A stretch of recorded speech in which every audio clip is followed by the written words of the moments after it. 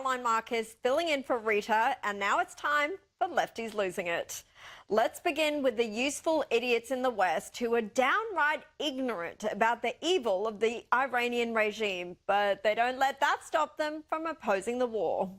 Do you support President Trump's actions? Absolutely not. I think he's disgusting. He's disgusting for wanting to protect America. I don't really care what he does to protect America. I don't care. You don't care if Iran, our enemy, has a nuclear bomb. Iran is not my enemy, number one. I don't know those people. I've never been to that country. How is someone my enemy and I don't know them? If America's killing people in Iran, like, what makes a difference if people in America get killed? That might mean you die. Then...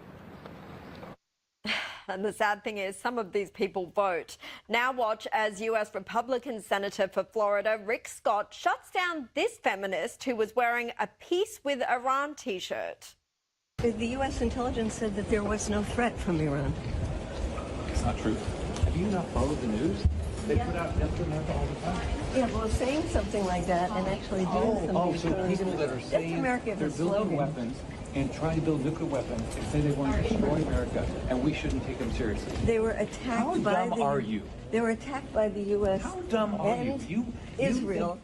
And she said, don't worry, everyone. They were just slogans. They didn't mean it. I'll answer that question for you, Senator. Very dumb. Now, there's this Liberal student who walked out of a debate with an Iranian dissident after being confronted with her own hypocrisy.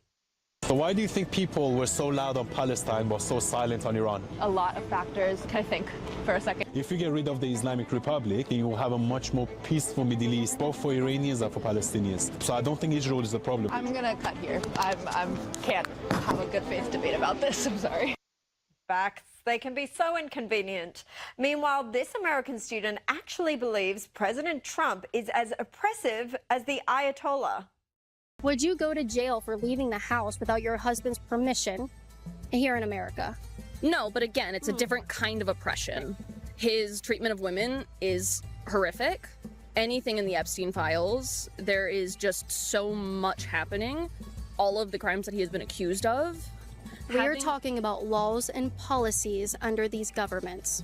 Yes, but laws and policies are not the only way to... And here's a British Karen lecturing actual Iranians about the Iranian regime. By their own lies.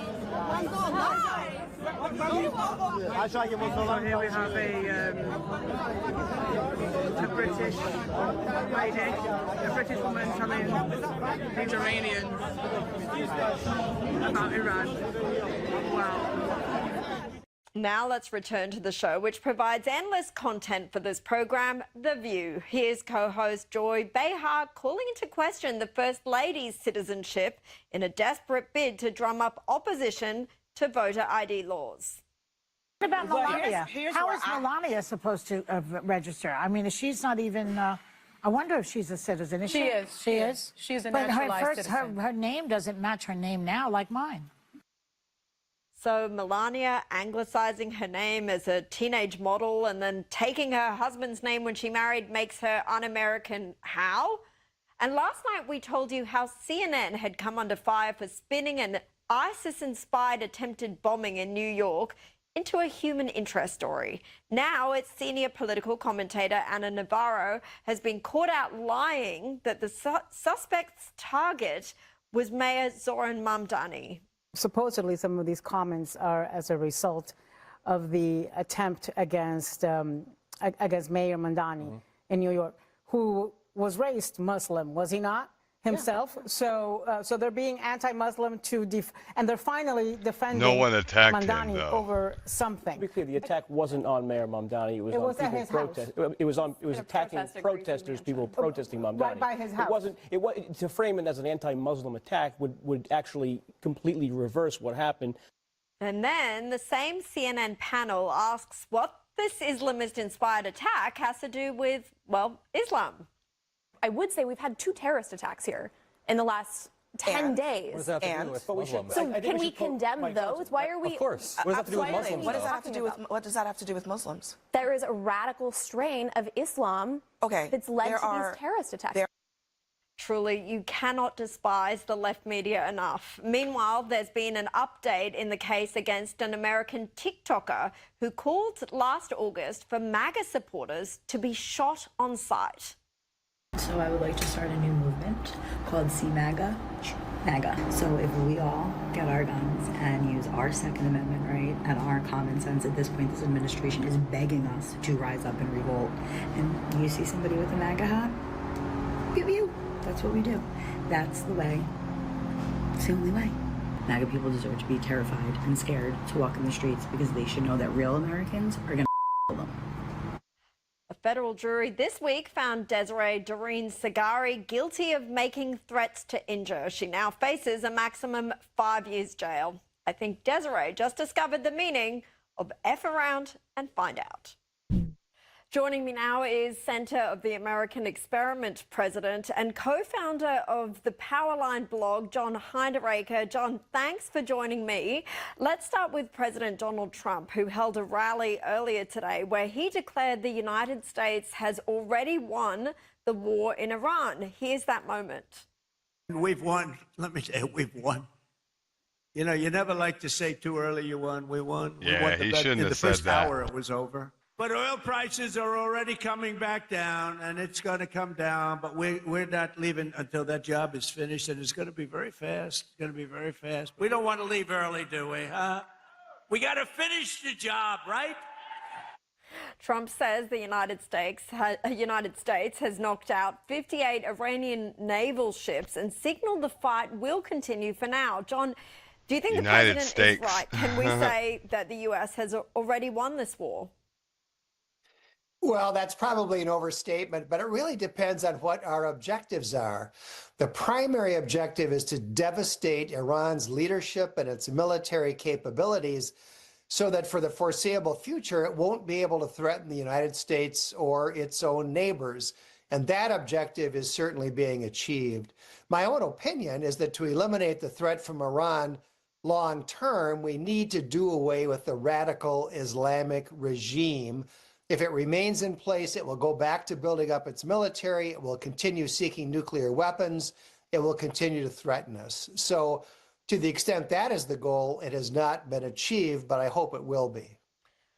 Yeah, I think you're right. The regime does need to change, but we haven't seen the new supreme leader. He hasn't been brave enough, I guess, to front up, or maybe the injuries were more severe than the regime is letting out that he apparently sustained. So I think we have to see him first before the United States and Israel can possibly take him out too. There are reports the FBI issued an urgent warning to police across California of a potential Iranian drone strike on that state. The Bureau said agents had intelligence that drones could be sent from an unidentified vessel off the American coastline. The FBI alert added, we have no additional information on the timing, method, target, or perpetrators of this alleged attack. John, President Trump has come out and said he's not worried about Iranian attacks on American soil, but this intelligence would suggest that there is cause for concern. Well, there is cause for concern, but at this point, we don't have any idea whether there really are Iranian vessels somewhere on the Pacific that are preparing to send drones to California or not. It sounds far-fetched, and I doubt it, but we don't know. In my opinion, this just reinforces the fact that we should have dealt decisively with the Islamic regime in Iran a long time ago before they acquired this kind of military technology. Yeah, it is. At least something is happening about it now, but has been allowed to continue for too long under previous administrations. Iran, though, has officially pulled out of this year's World Cup over its war with the tournament's host nation, the United States. Iran's sports minister took to state television to confirm the withdrawal, saying, since this corrupt government assassinated our leader, we have no conditions under which we can participate in the World Cup. John, that comes after President Trump told FIFA representatives Tuesday Iran was welcome to play in the tournament.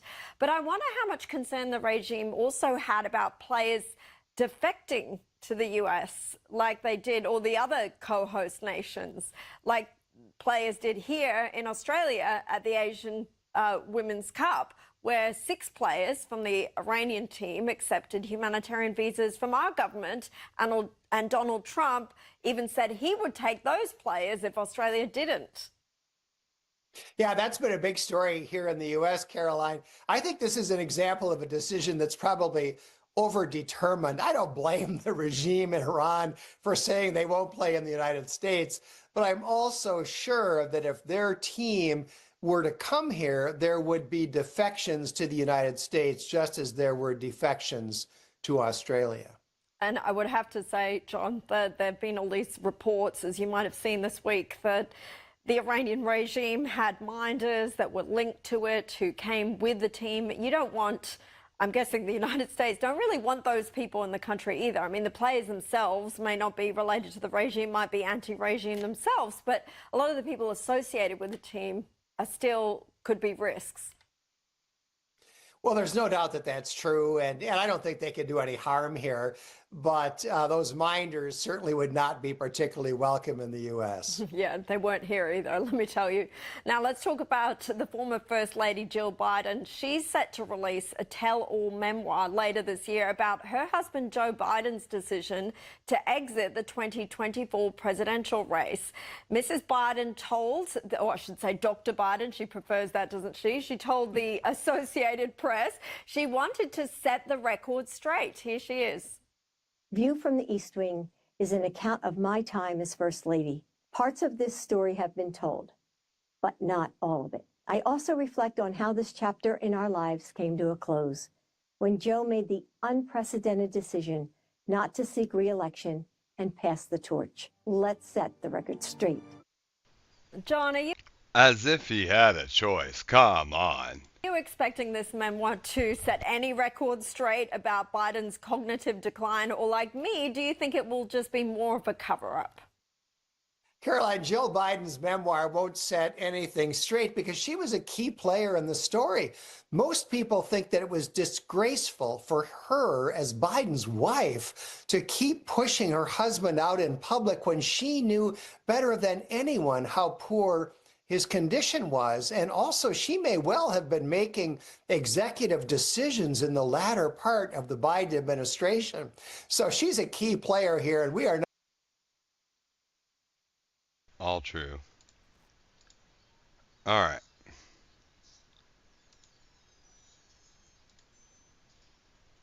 Let's see what we got here.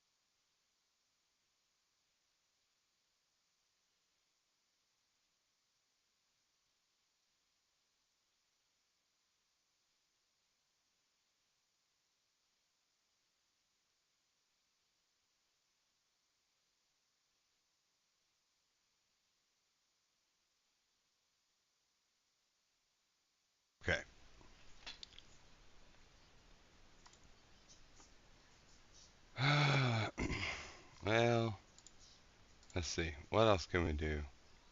Let's go.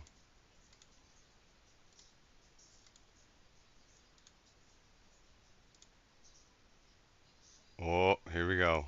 Supposedly, some of these What is this? comments are as a result of the attempt against Mayor Mamdani in New York, who There's an attempt against him? was raised Muslim, was he not? Himself. So they're being anti-Muslim and they're finally defending Mamdani over something. To be clear, the attack wasn't on Mayor Mamdani. It was It on was at people his house. protest. It was on. It was at his house?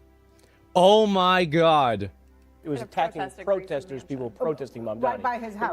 It wasn't. To frame Yes. it as an anti-Muslim attack would actually completely reverse what happened. Mhm. Someone No, who I'm not shouted saying that it was Allah Akbar anti-Muslim. threw I'm saying that a they're bomb. finally. She's saying that she's implying that it was an attack against him and it was at CNN is cooked. Yeah, they are. his house because she's trying to frame it as an aggression against him or his residence. That's how she's trying to frame it. Everybody knows that.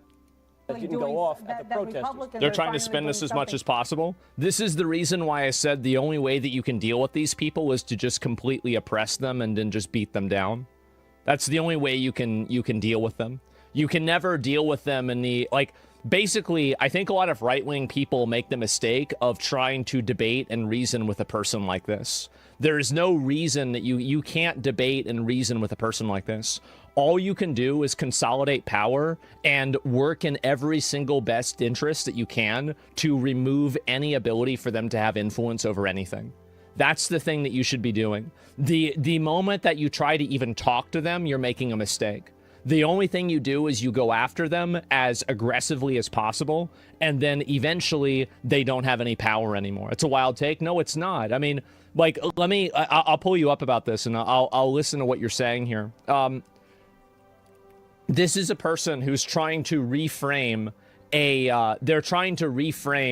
a terrorist attack where a Muslim threw a nail bomb into a crowd of peaceful protesters as an attack on a Muslim. Do you think that there is ever any universe where you can find common ground with a person like that? And I'm asking you, like, this is a genuine question. Like, how can you possibly find common ground with a person that's trying to reframe a terrorist attack as being an attack on the person who is actually the terrorist? How does that work? Like, do you actually think that you can have a civil discourse with them? Do you think that you can, like, you know, come together and, you know, listen to them and they'll hear your point of view? And if you come up and you present a better argument, they're going to hear it and then change their point of view? Like, I mean, you don't really believe this, do you? I mean, I don't see how anybody can fall into such a naive trap. It's very obvious that's the case. I saw people in non-political Twitch chats spin this narrative too. It's extremely dangerous that the average person believes entirely false narratives. It is. And that's why, again, you can absolutely hear out their thoughts. If you want to shut down any conversation, that's wild. Why should you hear out a person that you know is lying? Do you think that you should hear out the opinions of a schizophrenic? Like, let's say there's a schizophrenic person that tells you that the moon is talking to them. Do you think that that person is worth hearing out? Of course not. The entire idea that just because somebody's saying something means it deserves to be listened to is insane. And they're idiot people with idiot ideas. Exactly. Exactly. Yep, there you go. And so, yes. And why'd you start stream earlier today? Because I've been saying every single day I wanted to do it. It's daylight savings time. That's actually the main reason. So some people aren't recalibrated yet, but that's okay. And yeah, I'll wait for this real quick. And yeah, why do you assume they're lying and calling them schizo? This type of dialogue is the problem? Well, okay, so I assume that you're lying. Do you think that this woman is behaving in good faith whenever she's saying these things? Do you think that she is? Why do you assume they're lying? I'm not assuming they're lying. I'm hearing what they're saying, and I'm coming to the conclusion that they're lying based off of what they're saying. Yeah, type of dialogue is most of the problem. No, it's not. The entire idea that you can reason with people like this is a huge mistake. It's another naivete that Western communities and Western audiences and Western culture believes in. They believe that because they value critical thought and logical thinking, that everywhere else in the world and every other type of person values the same thing. They don't. You can't reason a person out of a position they didn't reason themselves into. These person did not reason themselves into this position. Therefore, any sort of reasonable conversation to them will not convince them that they're wrong. It's the same as, you know, you can't explain to somebody who believes the Bible that stars being this old is like it's like a fucking proof that the earth isn't 6,000 years old. You can't do that. It's not the way the world works. Sure seems like there's some value in their stance. She sure seems like it's okay to sit there and shut down the opposition. You're making a problem larger. Actually, it's not. So what value do you think there is in the discourse of reframing a terrorist as a victim? What value in discourse is there with that? How does that work? That is. She's literally lying. It's blatant. Yeah. That isn't the stance of any church that I know of anymore. The age of the earth, yeah, 6,000 years old, I know. Same here. He's lying. I mean, I don't even understand this. You can be a Christian and know the universe isn't 6,000 years old? Well, the person who thinks that it is 6,000 years old is not going to be convinced by, you know, you explaining carbon dating to them. That's the point that I'm making. Does chatter even know what context is? You talking in so many absolutes? Yeah, I think that once a person engages in a level of dishonesty like that's this big, that you should never take anything that they say seriously ever again. And the reason why, and again, a stopped clock is right twice a day, right? It's definitely possible that some woman like this can have a good take on something else, but it's purely coincidental. And so that's really my point. The discourse isn't for her benefits, for others watching. Well, I'll wait for one more comment on this. She's going to victim that literally admitted to being ISIS-inspired? Yes, exactly. CNN told Biden was sharp as attack? Yeah, exactly. The argument should be that it gives an honest person the opportunity to point out the dishonesty. Well, that doesn't work. See, the thing is that it doesn't... You're not understanding this. Like, you don't understand the way that these people try to spread propaganda.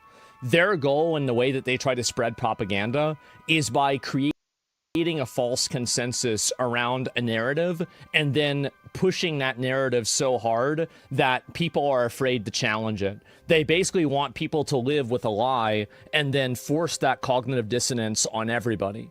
That's what's happening. Yep, that's it. And that's this happened 100%. with ICE protests. It happens with everything else. It looks like this person's not really making any responses. I'm just going to ban them. And anyway, there's a biblical wisdom. Don't throw the pearls to the swine. Yeah, I know. There's like the comic for that too. And so emotional manipulation with dishonest reporting. Yeah, exactly. And so Miss Solart's again, same with gender shit. I think the gender shit is a great example of that. And I think that to the extent that we take these people seriously is just such a huge mistake. It looks like there's not a lot of these yet, but you know, we'll have to wait and see. Let me unmute this. It looks like there's nothing else, but you know, I'll, yeah, okay, we'll see what happens. The chatter's right. In shutting them down before they can articulate themselves, you create a cancel culture. That's what you hate too. You need to hear them out and pin them down on their bad faith argument and disarm it. You think that you can pin people down on a bad faith argument and disarm it. See, this is the naivete of the Western mind. Let me explain this. The reason why you use cancel culture is because it works. Canceling people works. That's why people do it. This is like saying if you shoot your enemies, they win. You absolutely should use tools that are effective. The idea that you should not use tools that are effective because your enemy uses them is ridiculous. Nobody is actually against cancel culture. Let me actually dispel this rumor right now. Nobody is actually against cancel culture. Somebody gets exposed and they get found out to be a pedophile that are talking to underage girls, then I think everybody agrees this person should be canceled. If somebody gets exposed as like a crypto scammer and they're scamming their audience, selling them things, then the people aren't getting what they're wanting, then I think that everybody can say easily this person should be canceled. So very clearly, we're not talking about cancel culture in any sort of... Okay. Basically what he's saying is if 90 to 99% of the people would agree that this person did something this so egregious, then cancel culture is fine for that person. Okay. All right. In other words, both the left and the right come together to say this person's bad. And as divided as we are, anything that we can find an agreement on, we should take it. I agree. Objective sense. So, and canceled is nice. Deleted is more like it. Yes, exactly. And that's what you hate too. You need to hear them out and pin an argument. You think that finding a bad faith argument and being able to expose a bad faith argument will cause these people to admit that they're wrong or cause people like them to realize that they're wrong. They will never do that. The words are just simply a means of manipulation to them. They're not using these words in order to communicate they're not trying to communicate an idea. They're trying to make you believe something. So when they lose, it doesn't matter. And when they win, then you lose. There's not a win condition that you have by engaging in critical thought with a person who has no value for critical thought. That's a mistake that I think a lot of Westerners make. Yes. If it's true that if in the case it's true that that person has no valuable critical thought, yes, then he's right. But assuming that they have no value of critical thought without enough engagement, I mean, you can make that assumption at some point, but to make that initial assumption is, well then nobody will get anywhere. Nobody will ever get anywhere on any side ever. So I don't know if I agree with that 100%. That's 50-50. And you'll see this as time goes on. We see this in Germany with the AfD. They get canceled as much that they create a firewall. Even the AfD has good points. I agree with you here. Yeah, but the difference is that the AfD are actual Germans. These people are, in a lot of cases, not real Americans. They don't care about American values. They just want to ruin America. That's the reality. How can you sniff those kinds of people out? It's actually extremely easy. It's very easy to find out. And so they get canceled as much? Yeah, the AfD is a totally different paradigm. It is. And also, again, the people that are shutting them down are the ones that are illogical. And yeah, what about rational Westerners that are trying to convince to be on your side? Rational Westerners that believe that stuff anybody who's rational will have never come to that conclusion in the first place. And I think that that's a big mistake that you're making, is that you think that rational Westerners will ever listen to this and think that there's any validity in it. Anybody who hears this and agrees with it, or even thinks that there's any semblance of validity to it, is a complete retard, and their opinion should be completely disregarded. And you can't win that kind of a person over. The only thing that you can do is hope that they don't vote. That's really all you can do. Or hope that you can convince them. Oh, there's another one? Okay, I'll watch this one too. Why not? I can't speak for Mike Johnson, but I would say we've had 2 terrorist attacks here in the last 10 days. And thinking about how terrible terrorist attacks are for 2 years, and how much it's shaking the country to its core, and how much it's something that, like, oh, nobody should have this happen. And yeah, listen, this is crazy. She's trying to downplay this, or at her house. Yeah, exactly. I can't speak for Mike Johnson, but I would say we've had 2 terrorist attacks here in the last 10 days. And can we condemn those? Why are we? Of course. What does that have to do with Muslims? What does that have to do with Muslims? Because they're the ones doing the terrorist attacks. Duh. Like, this is the type of cognitive dissonance that you're supposed to engage in. Yes, obviously. There's a radical strain of Islam that's led to these terrorist attacks. Obviously, the vast majority of Muslims are people with terroristic ideologies here and all around the world. What does that have to do with whether Muslims belong in American society as a group? I don't think that's even what's being discussed. I'd like to hear the answer. It doesn't. I'm talking about what Mike Johnson It doesn't, and that's not what she's saying. was saying. That's what I'm talking about. I'm talking about what he didn't say. say. Full quote. What I'm talking about is what he didn't Islamic say. extremism without compromising our commitment to religious liberty. He was chiding those 2 members of Congress. And by the way, as a Republican, I believe that the same amendment.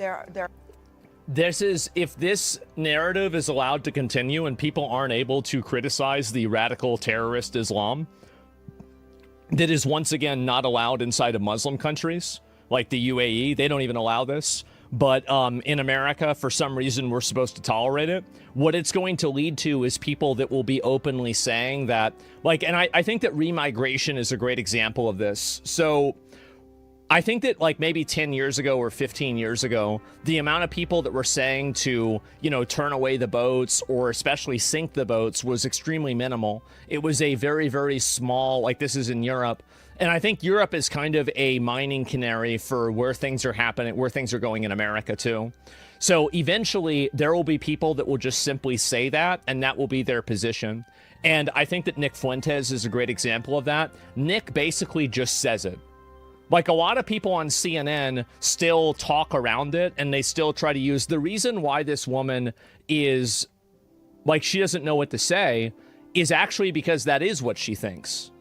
That is actually what she thinks, but she can't say that. The moment that people do think that they can say that is the moment that I think things change very, very quickly and very, very fast. So that's where I think things are going. And the moment that like you don't have it, and again, you're trying to reframe the conversation around all Muslims whenever the problem are two terrorists. That's the main issue. Yeah, I have something to say safe. Yes, exactly. He was chiding those two members of Congress. And by the way, as a Republican, as a Republican, I believe that the same. I believe that the same amendment. There are strong language. The same amendment that gives those two members of Congress. Or is it bigotry, Joe? The same amendment. I think that we are speed running right now. I do. I think we are speed running. And I don't know if people realize it, but I think things are changing extremely fast right now. Yep. And because I'm listening to like the narrative, I'm listening to how people are talking about this. True. I think that the discourse on this topic is going to be like 180 degrees different in like 2 years from now, if not less than that. That gives those two members of Congress the right to say things that are offensive, that I find actually offensive as well, is the same amendment that permits Muslim people to be here proudly and practice their faith. Nobody said that Mike Johnson should throw. Yeah, sure. And can you let the gentleman talk? No, they never let these people talk at all. 100%, brother, is about 60 years ahead. And how the fuck is this the main conversation? U.S. Muslims? Fuck them all. I mean, I don't think that's really a big thing, right? I mean, I don't think it really has to do with Muslims. It's just more, I think that it's another example of an identity group clearly having a larger propensity to, you know, like, let's say terrorism, right? With this case, it's very obvious that the overwhelming majority of these terrorist attacks, at least for religious-based ones, are Islamic, right? This is obvious. Everybody knows this. But we're not supposed to say that, number one. And then whenever people bring it up, people say, well, what about every other Muslim? Well, obviously not every Muslim does that. I mean, of course not. But there are some that do, and that needs to be discussed in a legitimate way. And when you constantly reframe it into trying to make a blanket statement, I think that it alienates a lot of people. And I think that's what's happened. Same way they mix legal and illegal immigrants. Yeah, I think that's exactly it. And that's the same exact thing, is they try to like blend them together, make it like, oh, it's the same thing. I don't think it is at all. They don't speak out against the radicals, though. That's because they protect the radicals. That's the reason why they want the radicals. That's the only rational reason that you can come to.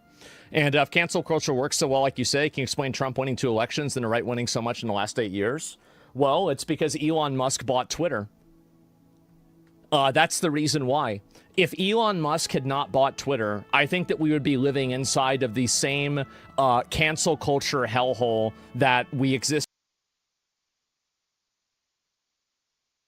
Yeah. All right, let's go to a different one. I'm afraid to say that eating their own is sort of inevitable.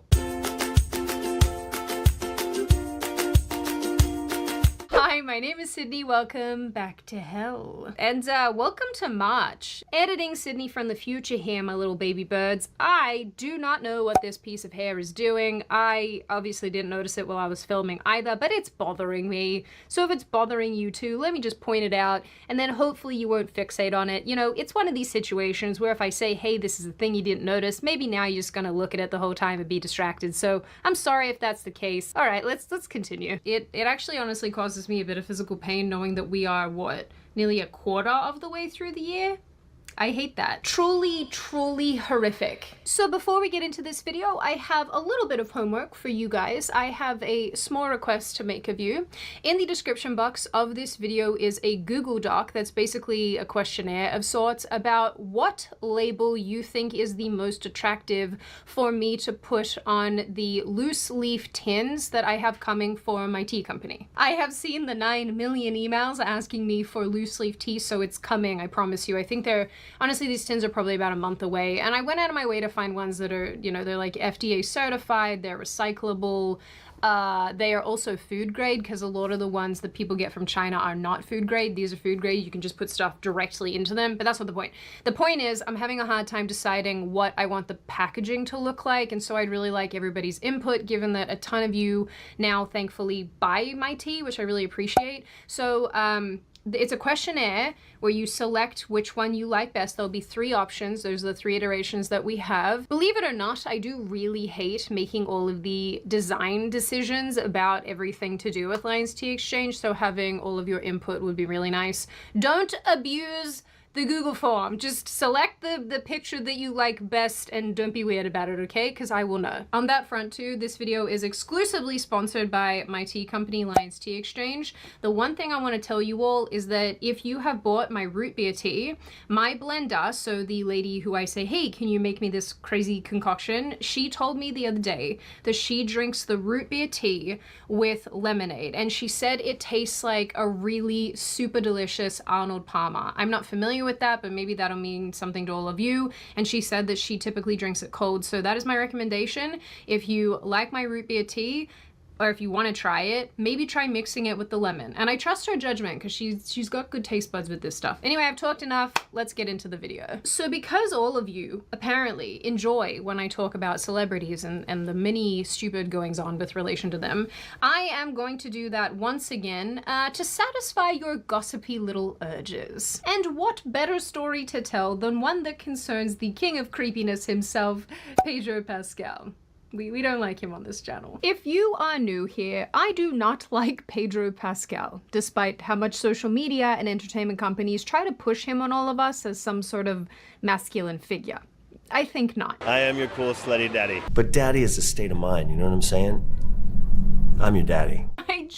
I just need him to stop talking. We have been told time and again how he's this masculine icon that we've all been dreaming about, but in reality, he just gives me the ick. And apparently, he gives lots of you the ick as well, given that he went super viral not too long ago due to his constant touching of his female co-stars. This actually started a couple years ago at a nerd event, where he grabbed the hand of a female colleague, reportedly because he was anxious. This whole joke kind of took on a life of its own recently when people started making a ton of memes about how when Pedro Pascal is anxious, he's gotta grab a nearby lady. When I am anxious, I grab...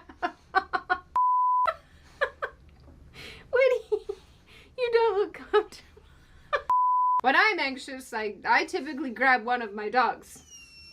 Yeah, same, dude. Oh god, okay, alright, okay, you can go. Or a box of wine. Don't even bother with those bottles anymore. That is a joke. I basically stopped drinking alcohol like last May, so clap for me. Not as a sobriety thing, as like a it tastes like disappointment and expensive thing. But our lovely friend Pedro Pascal is back in the news because he has finally very much upset the left, and he is possibly no longer their darling. And this came about because he was recently seen out on several occasions with a man called Rafael Olara. You guys know I'm terrible with names. Importantly, not to be confused with the soccer player or a football player, if you're from the Islamic Republic of England. Olara, sorry if I'm butchering this, is an art director from Argentina, if you happen to care, and if you don't, well, now you know anyway. First, they were seen together towards the end of February, looking all cuddly in what seems to be, I guess, like a movie theater. Then again, they were seen walking together, then again at a fancy restaurant. The touching and the walking and the whatever, you get the picture. And in these photos, they often look pretty cozy, which has led to people saying that they're likely in a relationship, given that Olara is absolutely out and very gay. And people have long speculated that Pedro Pascal himself was gay, and apparently this was obvious to everybody else. Are people confused or surprised by Pedro Pascal's very, very obvious queerness. I will say here, this never occurred to me. Possibly due to a very, very broken gaydar. It reminds me of the time many, many moons ago that I once gave my phone number to a very gay man, but I didn't know. Apparently I was the only one who didn't know. He was still very polite about it, but you know, it doesn't stop the crushing embarrassment. I didn't know. I'm the only person, okay? I guess I've just always thought that he was super effeminate, but every time I've tweeted about this, gay men have gotten in my comments and been like, really, Sydney? Really? You really don't see this? He obviously enjoys man pickle. To some extent. So whatever, you know, I'm prepared to be wrong. I'm not terribly invested in what kind of anatomy this man prefers. Isla's singing us the song of her people. So anyway, due to these new rumors that Pedro Pascal has a fun love interest, some very funny things have started to happen. The biggest and funniest is that Pedro Pascal's fans have become very upset with this, and a Pedro Pascal fan page has shut down due to Pedro's new boyfriend, Rafael Olara, somehow being tied to Zionism. Or the Jews. I don't know. It's unclear. Before going offline, the account posted a message, which is written in noodles, that said, well, as you probably already know, Pedro is supposedly dating a Zionist, and to top it all off, he went to dinner with Lux. This is probably a weird translation. I guess it's meant to say that he went to dinner at Lux, which is a restaurant that apparently donates money to Israel. Yes, a man who has always shown support for Palestine and hosted a benefit concert, someone we have always loved and admired for his character and activism, is now on a wave of hypocrisy. The noodle post goes on to say, that being said, we want to make it clear that we, the admins, do not agree with everything that is happening and will not tolerate this type of behavior. As a fan page and not a cult, we don't have the mental health to continue with the collection for now, and that's why we are going on hiatus. Ah yes, shutting down over the mere suggestion that someone that they love may or may not have the exact same ideological positions as them. But no, they are definitely not a cult. No cults here. In the account's Twitter bio, it says that it is the largest and best collection of memes and curiosities from the world's first hot Chilean, Pedro Pascal. Wow, that's I don't know if they mean it that way, but that's not very nice. In my travels of the internet, I found several other fan pages shutting down for this exact same reason. Like this TikTok account, for example, with 20,000 followers, which posted a video and the following caption. I just wanted to do a post and say, I'm gonna stop editing Pedro himself until all this is addressed. I'm happy for him, but I feel like him being the activist he is, then going and dating a Zionist, really speaks a lot about his character. And one of the reasons I was a fan of his was because of how he spoke out so freely, and until he addresses it, I really don't feel the want or need to continue editing him himself. This English is not great. Let's do better. Now, I personally think this is really funny, albeit a little sad, because it really does show that as far as progressivism goes, you're damned if you do, damned if you don't. And it's definitely become a very sad, sobering theme here, that if you don't align with these people 100% of the way, you are not allowed to be in their club. No club access for you. Hence why we have so many disaffected liberals crying in the shower every night. They definitely put the oh no in politically homeless. This Pedro Pascal situation is even funnier when you consider that he was their lord and savior until 5 minutes ago because he made all the right noises and did all of the right things. He supported LGBT causes, and particularly the Q+ side of that. His sibling is a trans-identified male who he apparently loves and supports and is very vocal about.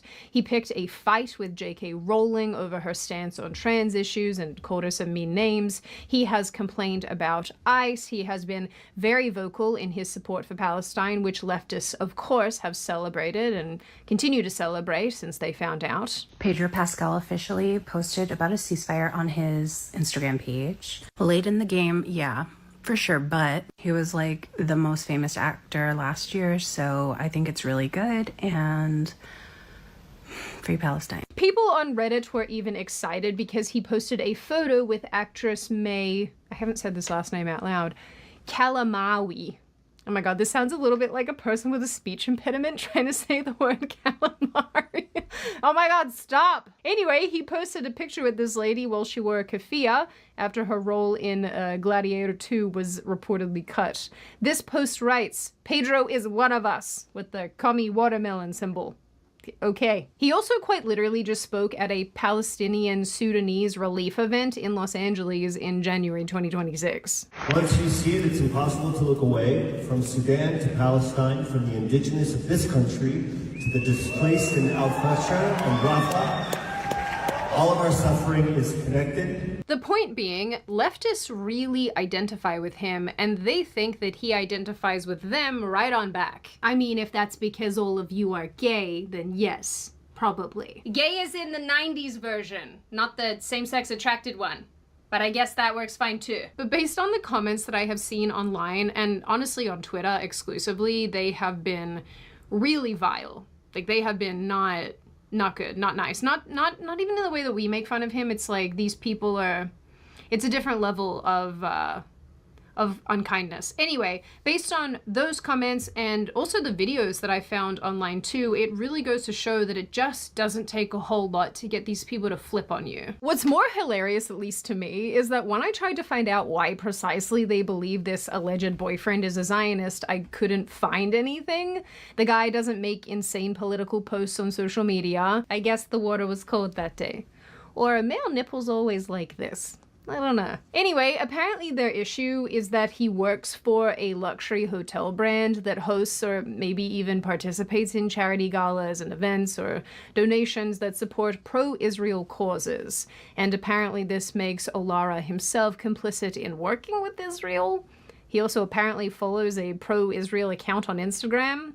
What a crime. I will bet you basically anything that Olara probably doesn't have an opinion on any of this, and if he does, he keeps it quiet because he's not an online schizophrenic. But more than that, and this will probably not surprise a ton of you, this isn't even the first time that people have attacked Pedro Pascal over his alleged ties to Zionism. In 2024, they were popping off because he was cast in The Last of Us show, and Neil Druckmann is an Israeli American. I didn't actually know that until making this video, but apparently he was born in Israel, so that's interesting. Anyway, Druckmann had made comments about how the cycle of violence shown in the show somewhat mirrors the Israeli-Palestinian conflict. However, some fans remain suspicious of Pascal's past actions, including his involvement in projects perceived as promoting Zionist ideology. Pascal appeared in the HBO show The Last of Us, a show created by Zionist Israeli Neil Druckmann, who's talked about basing the show's themes on the Israeli occupation of Palestine. In January, a fan said, if Pedro Pascal actually was pro-Palestine, he wouldn't have agreed to be in The Last of Us. Additionally, Pascal's association with individuals like Gal Gadot, who have spoken out in support of Israel, further fuels doubts about his pro-Palestinian stance. Wonder Woman 1984, starring Pedro Pascal, has been criticized on social media as Zionist propaganda and anti-Arab. I don't know how I missed this. I had no idea that parts of the internet believe that The Last of Us is Israeli propaganda.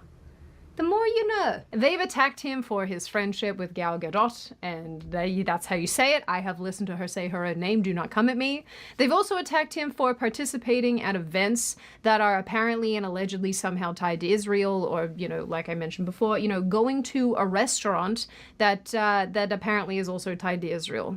These people are insane. For me personally, I'm not gonna sit here and pretend like I don't understand the desire to disassociate and throw people under the bus who don't think like you do 100%. I understand what guides that, although I don't agree with it. I get why these people do it. I don't sanction it, but I get it. But I think where a lot of these leftists and progressive, the lines that they're drawing in the sand, they're sort of insane. Not even sort of, it's madness. Like coming at somebody because their maybe or maybe not boyfriend may or may not viscerally hate the same country as you do for the same reasons it's schizophrenic behavior. Truly it is. Pedro Pascal, the guy leftists crowned as their perfect progressive icon, gets linked to a man whose only crime is working for a luxury brand that may or may not have done some events linked to Israel or followed an account that he isn't allowed to follow, and he gets amplified into not only a full-blown scandal, but one that causes some of these people to actually have a mental breakdown. I know for a fact your fans are a thing in itself. I mean, have you seen that fandomania grow for yourself over the last couple of years? I love TikTok. Yeah. People are currently very upset at Pedro Pascal after it appears he now has a boyfriend. Modern leftists are great at this type of purity testing, and it's become more and more popular as social media has created these creepy little ideological enclaves. So it's not terribly surprising that the current leftist agenda demands total and complete ideological alignment. If you deviate even slightly, if you don't check every ideological box, then you're out, you're not allowed to be part of the club, you gotta go sit outside. And honestly, while this might be funny to you and me, because many of us here are totally capable of disagreeing and still being pals. I mean, like most of my friends, I would say none of us align completely ideologically, and it would be boring if we did, let's be real. But I think the reason why the current progressive way of handling all of this is a problem is because it fundamentally lacks nuance. And as all of you probably know, life is nuanced. It also lacks the acknowledgement that people can hold complex, multifaceted views. I admit that I sometimes participate in the black and white thinking only on a handful of issues because I think that they're very clearly right and wrong.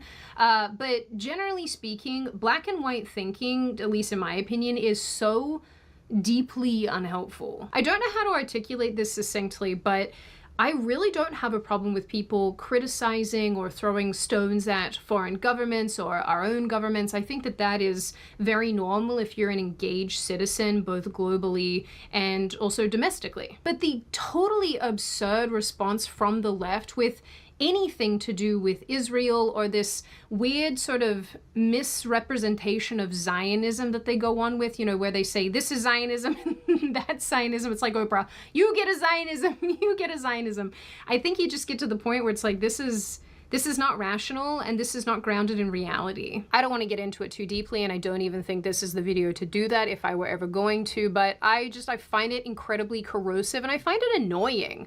I find it annoying that this is the thing that so many of these people obsess over. But like I mentioned, if even Pedro Pascal, of all people, with all of his activism and his doing and saying the right things, can be excommunicated over this, that really doesn't fill me with hope as far as finding a middle ground with these people. I should also note that I know, because I have seen it, that some parts of the right wing, and I don't think that it's the majority of people on the right wing, I definitely think that it's a smaller group, but some of these people do participate in this all or nothing type of thinking, and it's as unhelpful when my side of the aisle does it as well. If that means anything for those of you who are kind of, you know, more centrist about these issues, I'm right there with ya. But I do think that this is more of a core tenet of modern progressivism, which basically is a very narrow set of beliefs, a very narrow ideology that is militantly enforced. Stray even a little bit, whether it's on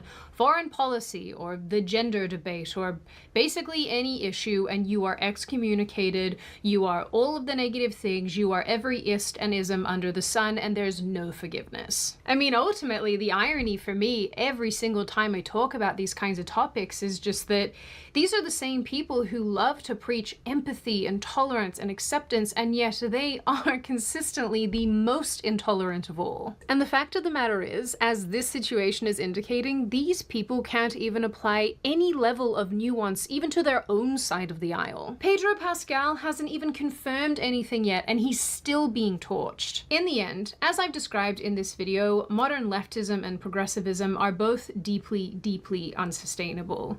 They destroy their own, they burn their heroes, and they leave everybody and everything walking on eggshells. I was gonna say now on that note, but it's just me sponsoring this video, so if you haven't already, check out my tea company, Lions Tea Exchange, link in the description box, and if you want to buy a box of tea and support the channel, this is the best way to do it. Everything I do is in-house. I bootstrap the crap out of this.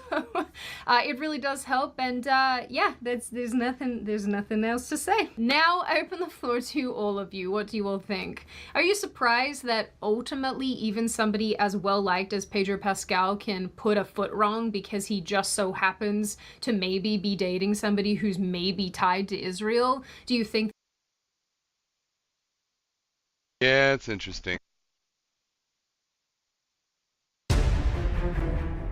Today on Keeping It Real, we're taking a step back and we're looking at the big picture. Over the past year, a series of geopolitical moves have been unfolding during Trump's second term. And at first glance, they look unrelated, different regions, different conflicts, different headlines. But when you start connecting the dots, a pattern does begin to emerge, and it's one that raises a bigger question about power, economics, and the long game that's being played on the global stage. So let's unpack what might actually be going on in Trump's head behind the scenes. And of course, always, guys, if you're liking the show, please do me a huge favor. Like, share, comment, and subscribe. It helps us out a ton with the algorithm. Here we go. Keeping It Real with Jillian Michaels. Is it just me? Or when you go to tune in to the news, whether it's your favorite podcaster or legacy media, you feel like you see a map of the world that looks like a series of random, disconnected dumpster fires. Right over in the Middle East, you've got a conflict that's seemingly over escalating nuclear tensions with Iran. Down south in Venezuela, you've got the ousting of Maduro over what we're told is a fentanyl crisis, but then later we're told it's also likely about oil. In Central America, there's a sudden intense battle as of 2025 over who actually controls the Panama Canal. Up north, we have these completely bizarre recurring conversations about the United States trying to buy Greenland. And if you listen to the establishment press, these seem like isolated crises, right? Geopolitical oddities, completely separate stories. Both sides, right and left, default to their partisan stance. Who's right, who's wrong, and they begin debating the surface level issues that we've been handed. If it's really about fentanyl, why aren't we going to Mexico before Venezuela? What's the real time frame in regard to Iran's ability to attack the U.S.? Or there's Russian submarines in Greenland?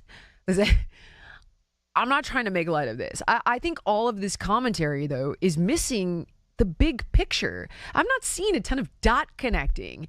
And there are a host of reasons. I think first, very often all the little points that get litigated are definitely valid pieces of the puzzle.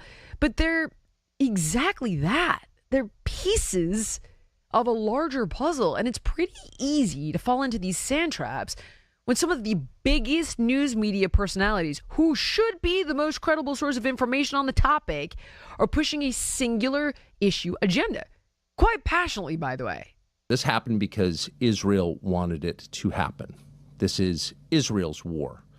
This is not the United States' war. This war is not being waged on behalf of American national security objectives to make the United States safer or richer. This war is not actually even about weapons mass destruction. Maybe, rethinking our military support for Israel? It breaks my heart because the current leadership in Israel is walking us down that path.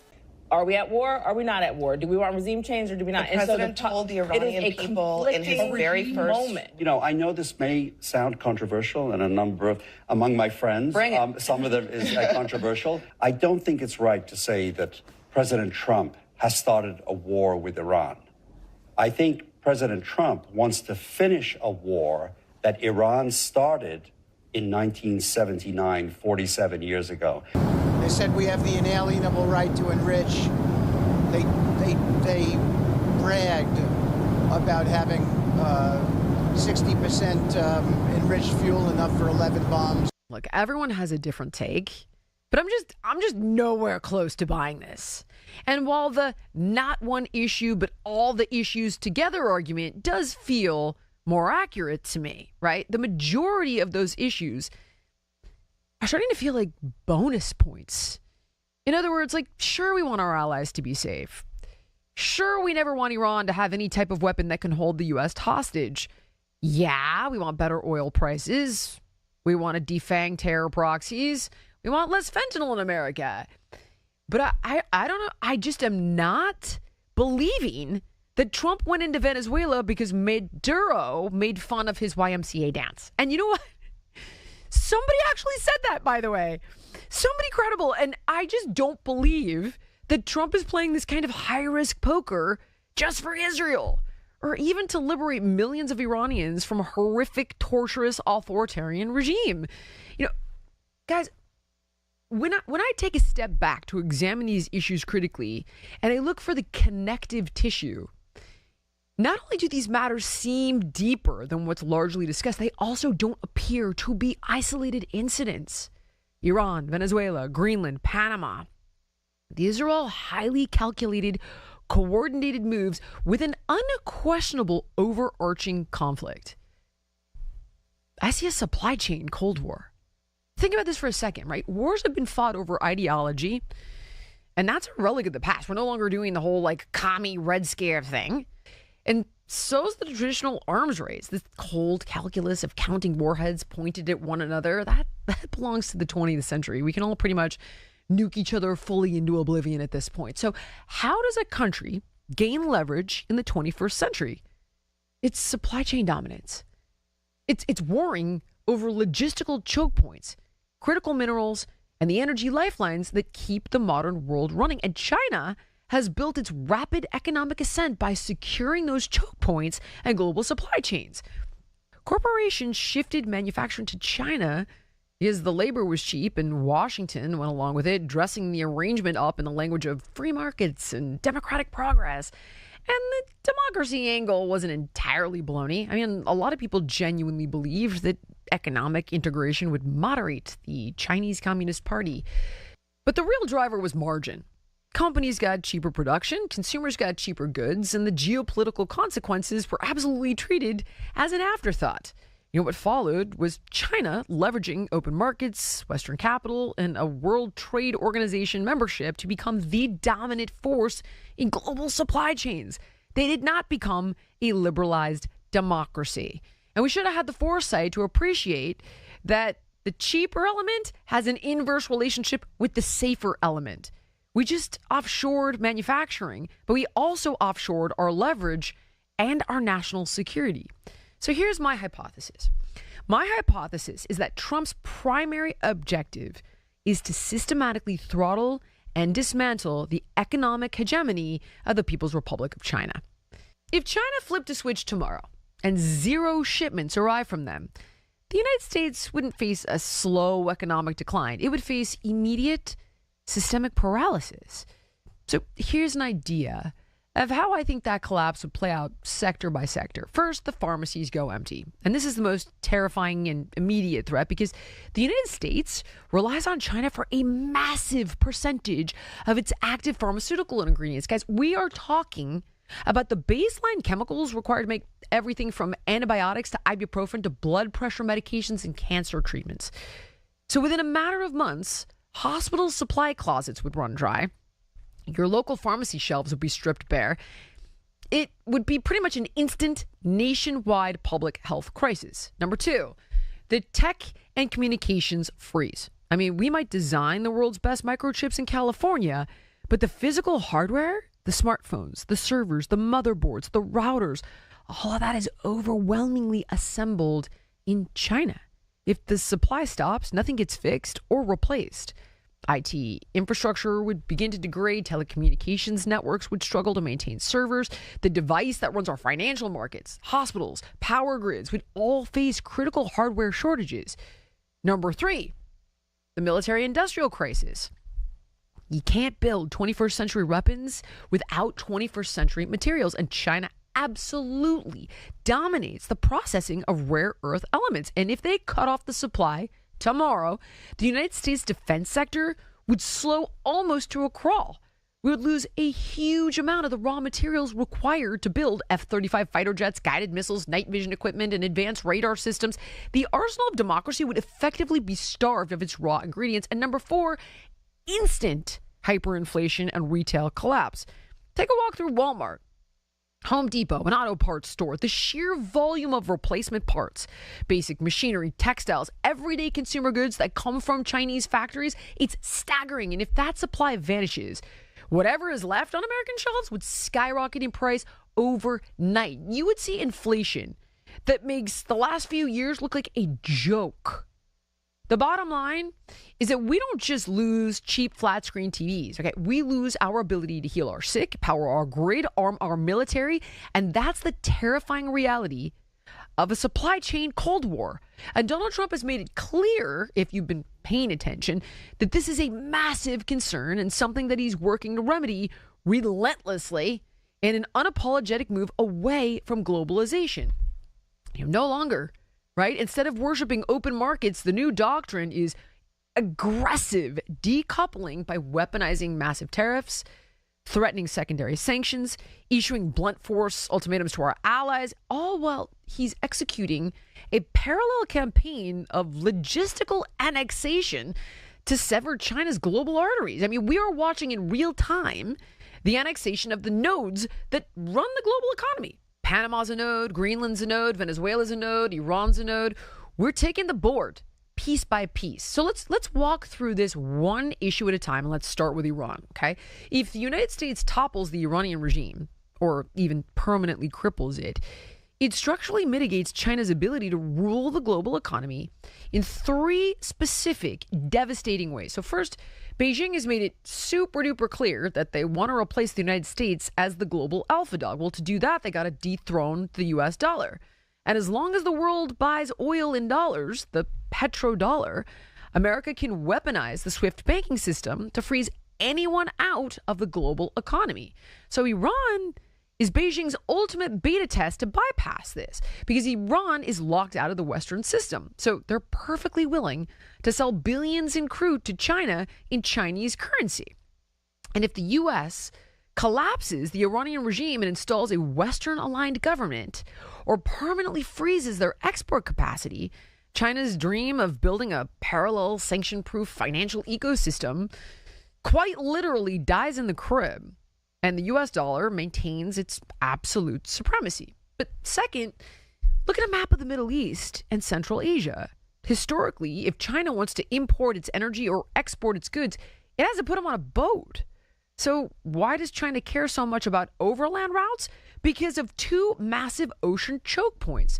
The Strait of Hormuz, which we've all been hearing a ton about now, and the Strait of Malacca. So right now, to get Middle Eastern oil, a tanker has to sail out of the Persian Gulf through the Strait of Hormuz, cross the ocean, and then squeeze through the Strait of Malacca, which is a narrow waterway near Singapore, where massive amounts of China's energy imports currently flow. And who controls the world's oceans? The United States Navy. And Beijing knows that, and they know that in a real conflict, the U.S. Navy could blockade the Strait of Malacca tomorrow and starve the Chinese economy in a matter of weeks. It's literally their ultimate strategic nightmare, I'd imagine. And I'm sure you've probably heard of China's Belt and Road Initiative, which is basically an escape route. Okay, so China's multi-trillion-dollar attempt to build a massive overland network of railways and pipelines, hardwiring a supply chain that completely bypasses the U.S. Navy, that's what they're trying to do. But of course, there's a catch, right? Because for China to secure a direct transport line to the energy-rich Middle East and lock down that southern corridor to the Mediterranean, it has to pass through a geographic fortress, and that is Iran. As the indispensable land bridge to the Persian Gulf, Iran became China's insurance policy. It's a way to guarantee a massive energy supply without passing through U.S.-controlled waters. China's grand strategy depends on an allied, subservient Tehran keeping that southern route open. So if Washington breaks Iran, you blow a massive hole in China's map. You permanently sever their overland bridge to the Middle East, and you cripple their energy security. If you take Iran off the board, you force China right back into that Malacca trap. And then look at Venezuela. Did we go in to topple a dictator of narco-terrorism? Did we do it to bring the ballot box to the people of Venezuela? Did we do it to stick it to China? I think, yeah, probably to all of it. But it kind of seems to me that this move was a heck of a lot more about the U.S. playing defense as opposed to playing offense, because China spent 20 years and roughly $60 billion trying to lock up Venezuelan oil. They lent Caracas money, they signed contracts, they sent in state oil companies, and they built themselves what probably looked a heck of a lot like a reliable energy pipeline right in our backyard. Venezuela has the largest proven oil reserves on the planet, and China probably thought it had first claim on all of it. But if we look back to Trump's first term, the U.S. didn't try to take that oil by force. Trump made it pretty much radioactive. He put sanctions so severe that no Western bank would finance it, no major shipping company would touch it, no legitimate refinery would process it. China could still get some of those barrels through shadow fleets and falsified shipping records and back-channel deals, but at a super-duper tremendous cost and effort. And crucially, those same sanctions also strangled Venezuela's ability to maintain its own oil infrastructure. They couldn't get spare parts or chemicals or outside investment, so their wells started rotting, production cratered, and China's $60 billion loan, which was supposed to be repaid in oil, was increasingly being repaid in a trickle of really expensive, hard-to-move barrels from a collapsing industry. So by the time January 3rd, 2026 rolled around, the night Delta Force pulled Maduro out of bed in his jammies, China's Venezuela position was already kind of a slow-motion disaster, right? I mean, in hindsight, it seems the real winner of that night wasn't decided by what China lost, but rather what America gained. The largest oil reserves on Earth, a country whose southern mining region holds the very same categories of critical minerals that China has been weaponizing against us through export controls. We didn't just remove a piece of that chessboard from Beijing. We picked that up and we put it on our side of the board. Clearly, it's a resource acquisition that was dressed up in the language of law enforcement. And then let's look at the Panama Canal. Remember Trump's 2025 inauguration when he looked at the world and he said, China's operating the Panama Canal. We gave it to Panama and we're taking it back. And he spent the following year calling the 1977 handover a rip-off deal where Jimmy Carter gave away control of the canal that America built for essentially nothing. So let's look at the backdrop real quick. The Panama Canal is a 50-mile stretch of water that connects the Pacific and the Atlantic Oceans, and it is the jugular of the American economy. 40% of all U.S. containers move through that canal every year, and over 70% of everything that transits through that canal is either coming from or going to an American port. Every ship carrying electronics, cars, food, oil, military supplies has to pass through two gates there. Balboa on the Pacific side and Cristobal on the Atlantic side. All right, team, picture this. You're scrolling, and bam, that perfect product hits your feed. You add it to the cart, you shop a bit more, you head to checkout, but your wallet is across the room. And then you spot it, that purple Shop Pay button. No digging for your card, no forgotten passwords.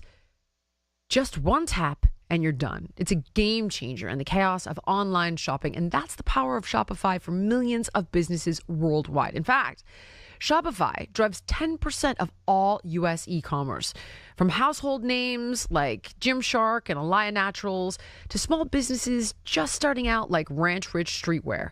So if you've got a dream to build an online store, there's no better platform than Shopify. With hundreds of stunning templates that match your brand, AI tools that write killer product descriptions, headlines, and even enhance your photos in seconds, their tools let you market like a pro, create emails and social campaigns that reach customers wherever they're scrolling, and best of all, you can handle inventory, payments, analytics, and more in one intuitive dashboard. So basically, Shopify is your expert partner with 24/7 award-winning support. So see less carts go abandoned and more sales go, because with Shopify and their Shop Pay button, it's effortless. Sign up for your $1 per month trial today at shopify.com/Jillian. Go to shopify.com/Jillian. That's shopify.com/Jillian. High blood pressure is the #1 risk factor for mortality, and 1 in 2 adults has it. So that means there's a 50-50 chance you're a walking time bomb. But here's the good news. You can take control of your blood pressure naturally without relying on Big Pharma. 120 Life is a blend of great tasting superfruit juices that have been shown to help lower blood pressure. It's backed by hundreds of doctors and trusted by thousands of people who've seen measurable results. And here's the best part. It's completely risk-free. So try 120 Life for 2 weeks, and if you don't see a difference in your numbers, you get your money back. Go to 120life.com. That's 120life.com. Use the code Jillian to save 20% and get free shipping. Because, guys, this is serious. This is your life we're talking about. Okay. 120 Life can help. For 25 years, both of those... In before. I think the truth is that if Elon didn't buy Twitter, we would probably be still talking about how people need to get, their next booster shot. People need to get this next thing. It's scary. Yeah, no, think about it. Because Elon buying Twitter was the crack in the dam of freedom of speech and freedom of expression. And for the longest time, you could not express yourself on any platform. Instagram was censored. Facebook was censored. TikTok was censored. YouTube was censored. Twitter obviously was censored. Reddit was censored. So there was no place on the internet where people with these minds could come together and congregate and have an opinion on anything. And I think that what that led to is that basically there was a complete shutdown on that ideology. And if it wasn't for Elon effectively strong-arming and buying Twitter and saying, no, this isn't going to happen, I think that we would still be living in that world. We would still have to pretend like there's more than two genders. We would still have to pretend like, crime is a socioeconomic problem. We would still have to pretend and engage with all of these bad faith ideologies constantly. And so, no, and that's the reason why I've been very, very favorable towards Elon. I don't care about Path of Exile. Oh, we had somebody play his account in PoE. I don't give a fuck about that. The guy saved freedom of speech. He did. And I think anybody who's not willing to acknowledge that is being totally dishonest. He's Elon buying Twitter right. completely was Elon a timeline shift. Totally he totally saved shifted the timeline by doing that. freedom of speech. And you Absolutely. can see now, as soon as that happened, every other platform changed because all of those people that were being pushed down, and again, that is a glitch in the matrix that a super billionaire buys one of the biggest free speech platforms, says, I don't give a fuck about making any money on this, and then lets people say anything that they want. This is not something that's random, or sorry, well, it is random, but it's not something that's within the scope of what you can even expect to have happen. The Glaze, I think he deserves it. I do. I will always be thankful for that. He I will does. always He does. respect Elon for that. And I think anybody who doesn't is so naive and short-sighted, it is insane. I am totally glazing him for that.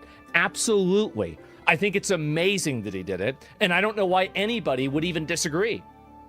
100%, man. Absolutely. How is that not the case? You've got to thank him for that? Yeah, we sure do. I agree. I agree with that, 100%. Let's take a look at this one here. Are you pleased that the What's up, Sid? now dead Ayatollah Khomeini, the older Khomeini, is no longer ruling Iran? It's a good question. I don't take pleasure in killing anyone. I don't think you should. You should. You absolutely should take pleasure in killing certain people. What about child rapists? What about people that are mass murderers? You absolutely should take pleasure in killing certain people. I mean, okay. This is the type of... From a distance, knowing that this is their, due punishment, their just reward for the crime, it's yes, but, I've never done... I mean, I'm not a soldier, and even soldiers have PTSD for enemies whose lives they end. So, I don't know if you can just be happy. I mean, you can feel justice. You can feel, it's just glee, happiness, kind of glad that a threat has ended, glad that, it's a good thing, but happy to, right? Being happy about it I mean, even then, I suppose happy about it from a distance again is, yeah, but I don't know. Being happy that these guys, the Iranians, these terrorists are dead. Yes, I'm glad. But the way he says it, you should be happy that that we're killing these people or these people, and it's like, meh, just ease up on that particular of like rhetoric. Marvel Comics level morality that But I agree. destroys societies. You absolutely should. Like, this isn't even a question. Like, duh. Legally killed the leader, a foreign leader of a nation. What is this? It's a good question. I don't take pleasure in killing anyone. I don't think you should have illegally killed. Illegally kill him? Well, what if it was illegal? Like, why does it even matter if it's legal? The leader of foreign... Well, and what does that even mean? What do you mean? What do you mean legal? Because this guy, this leader of Iran, was a threat to the United States, period. Plain and simple, straightforward, there it is. He was a threat to the United States. And we know this because he ended the lives of 600 to 1,000 American citizens directly, and indirectly thousands of Americans, soldiers and citizens. So... leader of a nation. Why? I'd say that's completely legally justified. What is the reason why? So, by the way, a spiritual leader to millions of Shia Muslims around the world. Good. Your religion's dead. He wasn't my spiritual leader, but he's a spiritual leader to many people I know. That's a reality. I know people... That I can be based and happy about. The death of Islam, you bet. Watching at home, non-Muslims may kind of scratch their heads and say, but, you know, he's a tyrant in a foreign country. But that is the reality. He wasn't just a political ruler. I mean, am I he right, was a spiritual ruler. And to kill him, to assassinate him on day one of the war, will have insane consequences, Piers. I hope I'm not back on this show in a year, 2 years, 3 years saying to you, Piers, do you remember when I told you that killing Khomeini will have a backlash? There will be terrorism. There will be revenge attacks. I don't see how this is an excuse to not kill Khomeini. If anything, this is an excuse to go even harder on them. Agreed. And what is he doing? Is he threatening? He's clearly threatening. This guy is a terrorist propagandist, no question. It's without a doubt. Absolutely. What he's saying is that... And I've heard what he's had to say before. He's as bad as Hassan. As bad. They have a leader, and this leader encourages and promotes and funds terrorism all across the entire world.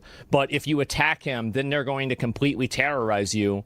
My response to that would be, then we should get rid of every single one of the people that does that exists.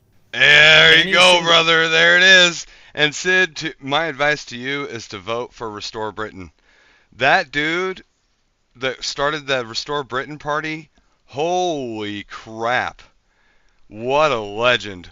What an absolute freaking based legend. I mean, for real. For real. Who is part of any organization that thinks that they are aligned with a leader that is a mass murderer should be exterminated. It's not even a question. These are literal killers. These are like the people that were. And before that guy, I would have said Nigel Farage, Reform Party, right? But not like he would have been the next best thing, right? But I hope that one of them endorses the other or something. I don't know. Regarding Auschwitz and the Holocaust, they literally are the same people. Well, not literally, but basically are the same people. It's nuts. Like, how do we not come to that conclusion immediately? They're the same ideologically. I hope that doesn't happen. But it could happen. It might likely happen. U.S. intelligence is suggesting it might happen. The blowback from killing a foreign head of state, from killing an ayatollah, a religious leader, in this way, in this blasé way. By the way, Piers, they also killed the people he wanted to succeed Khamenei. They're so incompetent. Trump now admits that in the next door building, they accidentally also killed the people they wanted to be their Delcy Rodriguez in Iran. So no, I don't think I didn't hear them saying that. I'm never going to support assassinating foreign leaders, killing foreign leaders. So, you know, Colonel Gaddafi was raped and murdered on the side of a street in Libya. Is Libya better off without him? Well, A, not sure about that. B, I don't think we should have killed Gaddafi either. I thought Gaddafi was great.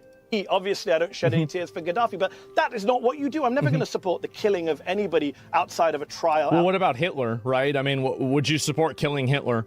This is the problem is, like, again, this is like Marvel movie ideology, Marvel movie morality.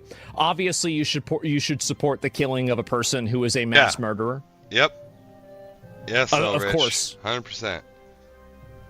Hitler's the head of state, too? Yeah, exactly. It's just like, this ideology is so retarded. Outside of due process. Kill them, just don't rejoice? Why should you not rejoice? It's a relief for millions around the world that they're not under the thumb of a terrorist. I mean, I get what that guy is Like, initially this saying. is, again, this is performative morality. It's performative, short-sighted morality that's meant to have clicks Not and Mehdi different, Hassan. approval on Twitter. No, this person is awful. They've caused the torture, the terrorism, the fear of millions of people. Yeah, you should be happy that it's over. It's a utopian Marvel mindset. It's embarrassing. And therein lies the argument. Because it's not over, is it? Like, we know it ain't over yet. Spiritual leader? Well, yeah. I mean, if you have a spiritual ideology that involves, and also every Shia Muslim doesn't agree with what the Ayatollah does. It's such a intentional misunderstanding. And, it's for the Iranian people to decide their future. If the Iranian people want to get rid of Khamenei, it was up to the Iranian people, not up to Benjamin Netanyahu and Donald Trump. Yeah. And by the way, what a great regime change war this is. They replaced Ayatollah Khamenei with Ayatollah Khamenei. That's real high-level success in your regime change war. His son, apparently, is more hardline, we're told, than his father. And why wouldn't he be? They just killed his mum, his dad, I think his wife as well, his sister. It's not a guy who's going to do a deal anytime soon or roll over for Donald Trump. So strategically... Well, eventually just keep doing it until they find somebody that gets a deal, right? I mean, it's pretty obvious. It's a disaster. And legally and morally, no, you can't just kill people you don't like. Am I going to... Yeah, you absolutely can. Like, what are you talking about? What? Of course you can. Why not? Like, this is the mentality. Again, this is the Marvel movie mentality. Why aren't you saying this about the Ayatollah? Why aren't you saying that you can't just kill people that you don't like to the IRGC? Because I wonder guess what? I wonder in the last year, who's killed more Iranians? America or the IRGC? Israel or the IRGC? It's obvious. This guy is running more defense for Muslim terrorism. This is what he does. He's been doing this for years. I don't know why people keep having him on a show. He will always fall off on the side of defending Muslim terrorism. He does it every single time. That's it. Iranian people should march in a literal machine gun fire and die pointlessly and fail to overtake a country that oppresses them. That's because he doesn't want them to do that. He probably supports this privately, but he can't say that publicly. So if you're saying you can't just kill people you disagree with, where was your outrage for the months that the Iranian government was killing its own people? You don't actually believe any of the stuff that you're saying. But, I don't like Benjamin Netanyahu, Piers. Maybe you've noticed so for the last 2 years. But I don't support anyone assassinating him. Yeah, but I think that if somebody ever did assassinate... You're only... Oh, no. You would if it was the other way around. You totally would. You lie. You lie, and your feet stink. Benjamin Netanyahu, this guy would be probably posting something that, just like kind of passively said that it was a good thing. That's probably what he would do. That's what I think he would do. My actual question, though, is brilliantly deflected. My actual question was, are you pleased that he's no longer ruling Iran? Yes. Well, I don't support the Vilayat-e-Faqih, what is called the Islamic system of rule in Iran. So I don't support any ayatollahs being in charge of Iran. In Iraq, for example, you have an ayatollah named Sistani, who the Americans have worked with for a long time. He's the spiritual leader of a lot of Iraq Shias and a lot of Shias around the world. He's trying to draw a distinction as if this is a religious thing. It doesn't matter whether it's a religious thing or not. So being Shia Islam or not, it doesn't have anything to do with killing innocent people. Like, is the guy in Iraq doing the same thing that the Ayatollah in Iran is? Probably not. So to just say that every Ayatollah is the same is just, it's another intentional misunderstanding.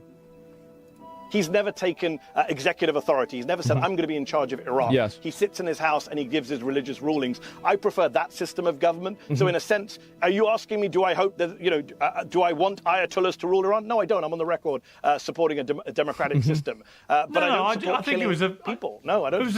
No, I know. I wasn't asking if you supported killing him. I just was asking if you're pleased he's no longer ruling the country.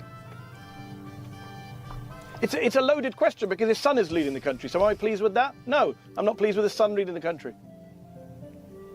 It's not a question you can answer in a vacuum, can you, Piers? Well, no. So if you're not pleased with the son ruling... See, this is what I was saying before about how you cannot engage in a civil, rational conversation with a person like this that does not value any degree of civil discourse. This person doesn't care about logic, rationality, or any sort of rational thinking. What they care about is pushing their ideology through a Trojan horse of a perceived ideology of rationality. Both of them. Yeah, you never engage with people like this. It's a mistake to even try to engage with them. They're not in good faith at all. Country. Are you pleased that Saddam Hussein? Are you pleased that Saddam Hussein is not ruling Iraq? Yes. Yeah. Thank you. It's so fucking easy. That's the difference. It's pretty easy. There it is. Yes. Ember did an AI Obviously. meme? Okay, I'll check it out. Duh. Of course. Obviously. But you opposed that war like I did. Yeah. Yeah. Okay. The two things are so you can hold multiple positions. Yeah. Duh. Agreed. Absolutely. Agreed. Apparently not agreed because you can't say the guy. You're glad he's dead. No, but I'm saying that you're. I'm agreeing with you. You could easily. Yes. So you've agreed. You've now said that you're pleased the son. You're not pleased the son is running the country. Is that what you said? You're breaking down a moment. I will right after this. No, I'm not. Ah. Not at all. I've said that publicly. But, so does it automatically follow you? And he's only ruling the country. Hold on. He's only ruling the country because we killed the leader before him, his dad. Yes. I understand that. But I'm just trying to work... I think the solution is we should kill him too. That would be my mindset. If, this guy's also really bad, then logically we should go after him too. I mean, I don't see, what is this? Why wouldn't we do this? By natural I'm process surprised we of haven't. elimination, I think that maybe we have. You must therefore de facto be pleased that the dead Ayatollah is no longer ruling the country. Am I pleased he's not ruling the country? It's a question in vacuum. So does that mean I'm pleased with his son ruling the country? Yes. It's just weird. He might not survive his injuries. He lost a leg in a few I don't want to say yes to that because that implies that I'm okay with the fallout from it, which I'm not. Come on. But I have made my position clear. He's clearly okay with the outcomes because you had no problem ignoring the Iranian people getting killed for weeks, and now you're trying to talk about you're upset about the fallout. I don't think so. If you're so upset about it, then why are you not upset about them killing their own people and turning off the internet? I think any Ayatollah should be running Iran. That's not my political or religious viewpoint. Yes. Wow. So it sounds but I don't think you should kill them in order to get rid of them. But I don't think you should kill Ayatollahs in order to get rid of them. Of course you should. Obviously... There's no other way. We've tried all the diplomatic possibilities for years. Not just the last 8 months since the summer when we took out their nuclear program, or we took out a big chunk of it, but they just doubled down and started rebuilding it. And we've been trying to get them to negotiate, to agree to our terms on this particular program. We even offered to supply them with the uranium they needed directly for free, that they could use as fuel that was not enrichable, and they chose because it's already at the uranium 335 or 336 or 8 or whatever it is that's required, and that it can only be used as fuel and it can't be enriched at all. And we offered to give them that for free. I mean, literally for free, and they refused. Well, then what? I mean, come on. You should. It's not even a question. I didn't ask you. I didn't ask you if you supported killing. I just said, are you pleased he's no longer ruling the country? Sounds like you are, but you're just very reluctant to use the word yes. Yeah, because I have to think through the consequences of what I'm saying, Piers. It's good for you to ask a great question in a vacuum, but if I say yes to that question, does that mean I'm supporting what Trump and Netanyahu did? No. I don't think any of that follows. You could just say yes or no. And I don't take pleasure in killing people without trials. If Mehdi Hassan will always find ways to obfuscate Islamic terrorism. Always. And I think that you guys can take always this to the bank. Every single time that there is an Islamic terrorist, he will come out, downplay it, obfuscate it, make it harder to understand, and the reason why is he's doing it for a religious and ethnic reason. That is the reason. He identifies with them, he sees them as the end group, and he sees everybody else as not the end group. Now, he'll come out publicly and say, I don't like terrorism, sure. Yeah. Every time, just like Hassan, I know. I don't care who is worse. I don't know either. It's they could be just tied. Like they seem to be running the same game here. Whenever it comes time to condemn these people or to take action against getting rid of groups of these people, he will always cast doubt on those actions because actually he doesn't really mind it that much because he's ideologically aligned with these terrorists. That's it. That's the real 100%. reason. If Ayatollah Khamenei did something wrong, the Iranians should have tried him. The Iranians should have tried him. Wasn't the question. They should have tried him. That wasn't my question. I didn't ask if you were pleased to get killed. It was just a question about my feelings. Asked you, are you pleased? They should have tried him. He should have gone to court. I just asked. Yeah, exactly. Pierce is about to say it here, but he didn't ask if he was pleased if he was killed. That's not the question. Are you pleased he's no longer ruling the country? Pleased if he was no longer ruling the country, which is a very different thing. It's a yes or no. You either are or you're not. Yes. I'm. No, because I can't. No, it's not. No. Oh gosh, dear me, I can't say that. This is really, I just can't. Yes. It's not as simple as that. I know you've now latched on. Actually, it is that simple. It actually is very simple. I have to think this through. Yep. No, I don't think this. I don't think it's a matter about my feelings. I've only latched onto it because you won't answer. I think it's an easy thing to answer. 20 minutes I didn't know it was a therapy session to ask me about how I'm feeling. I thought it was about my political viewpoints. My political viewpoint is it was wrong to kill him. It was illegal to kill him. It will have illegal. Disastrous effects for the region. It's mad to take out a head of... It was wrong. I mean, international law, maybe, and that's a technicality that nobody cares about. He can quote technicalities if he wants to. That's fine. He can say that. But that it was wrong? Bro, he's just defending him. State and a spiritual leader, and it's even madder when you replace him with his son, who apparently is quote unquote worse than him, both for Iran and for US and Israeli. I'll just try one more time. I'm not pleased at the situation we're in. Yep.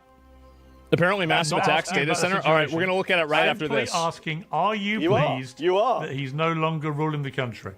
Man. No, I'm not pleased about what's going on right now in Iran, which involves killing Khamenei. So I'm not going to answer your question. He will never do it. For you to clip this out of context. Yes. No. Nice try. I perish the thought that either of us would take anything from our interviews and clip them out of context. But you would never do that. Yes.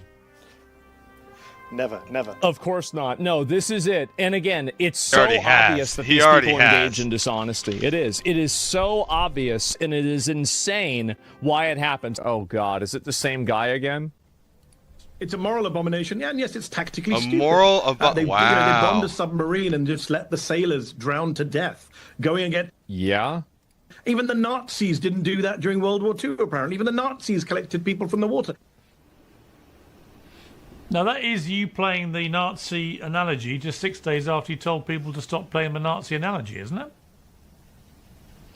Piers, come on. Come on.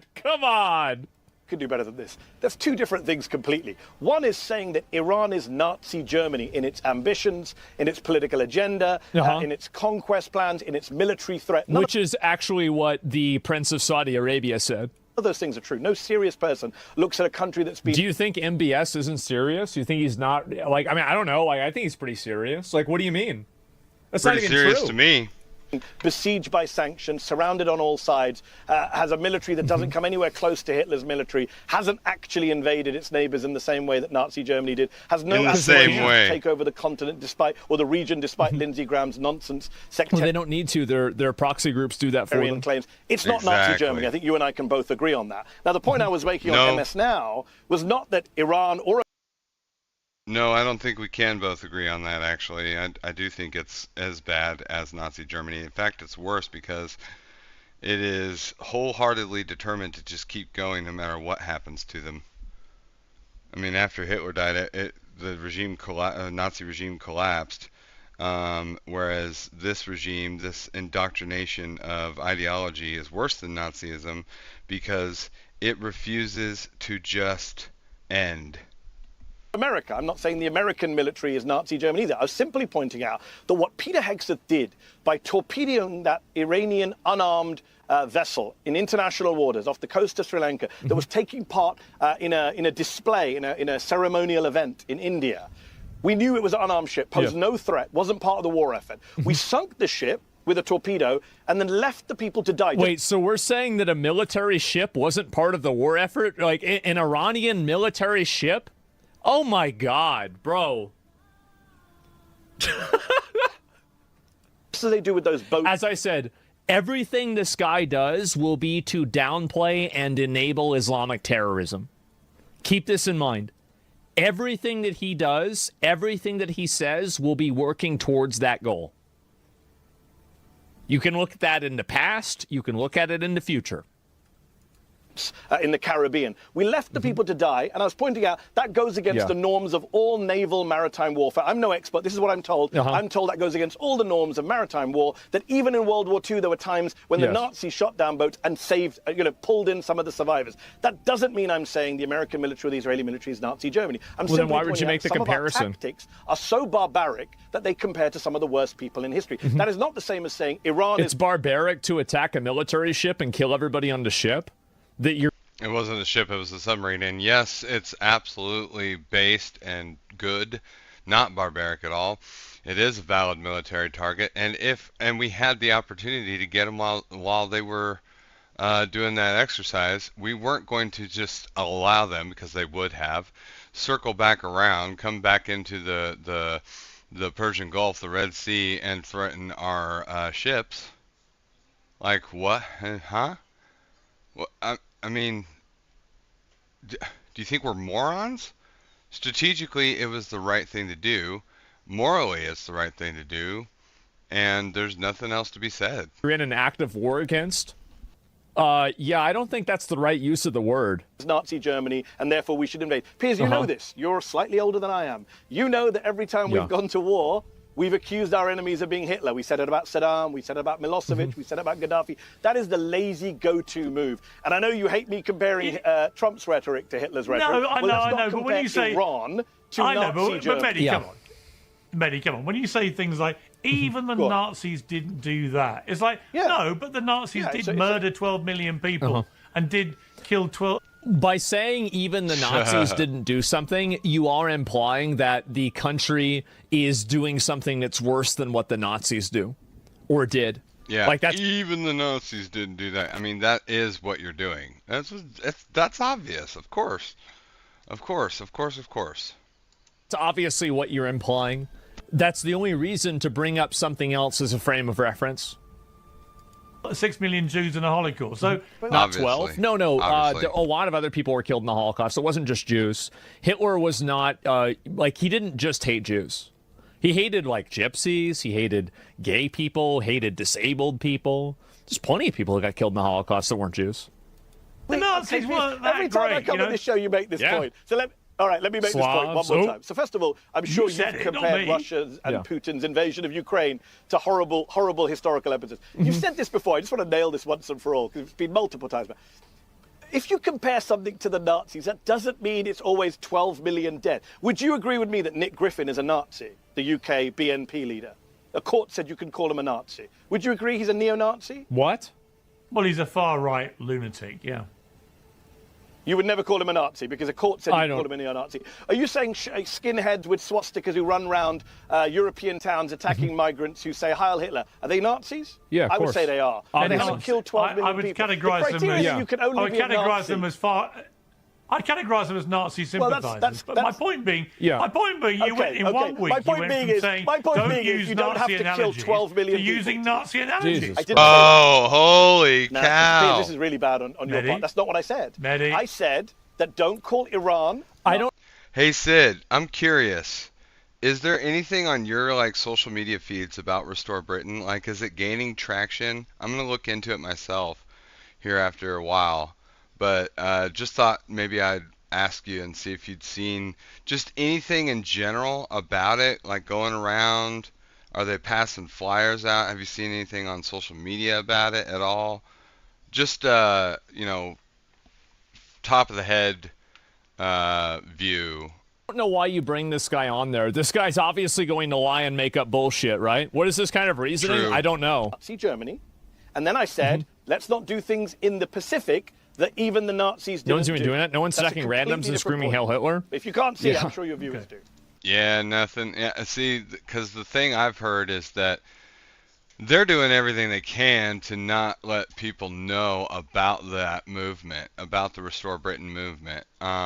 What's the guy's name? And this is over anyway. This is a good video. Definitely will post that into Rumble and Kick.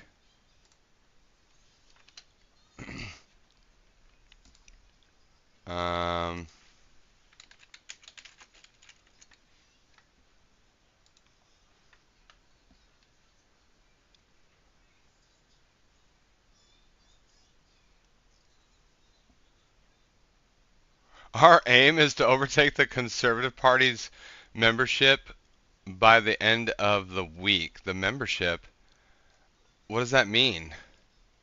Does that mean take over all of the other Conservative Party members in parliaments, their seats, all their seats?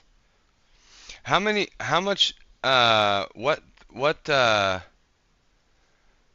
know Parliament has the House of Nobles, or the House of Lords and the House of Commons. How many how many House of Lords and how many House of Commons Parliament members are there for those groups? What do these?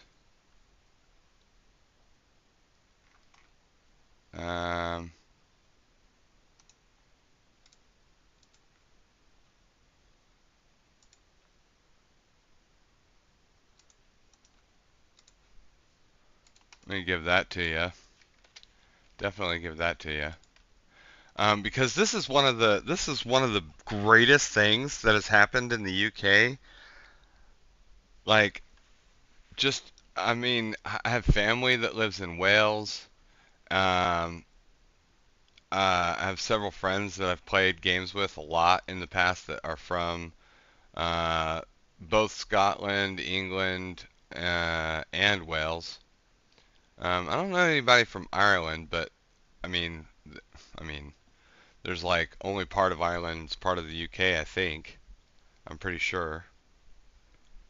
But they need rescue. I mean, all of y'all need rescued, man. And this is just one of the brightest, most inspiring, most positive bits of news of developments that I've heard in the last month, bar none. At least when it comes to the UK, you know? And I really, really, really mean that 100%. What is this guy?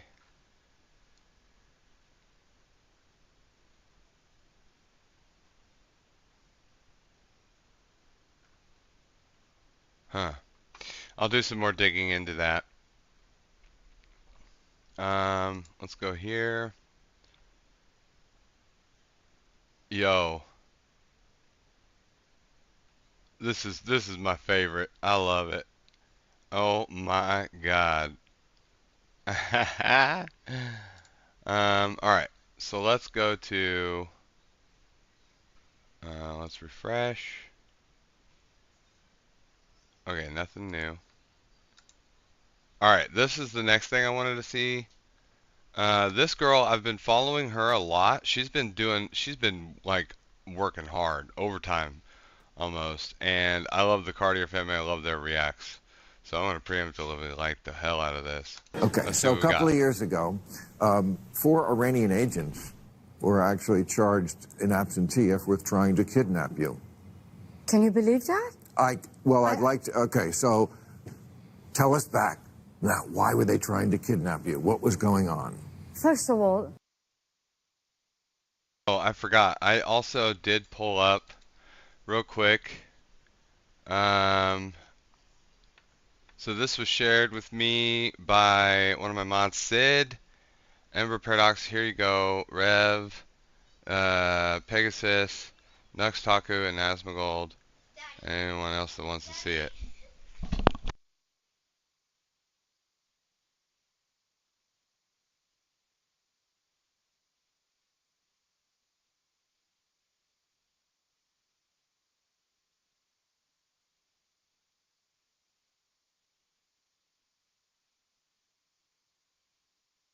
Sorry about that. Had the kids. And let's see. Is this just a video? Or no, it's just a. Oh my God, that is hilarious. That is hilarious. I get it now. Oh my God, that's funny. Dude, that's a good one. Really, really. I like it, Sid. I like it a lot. Alright.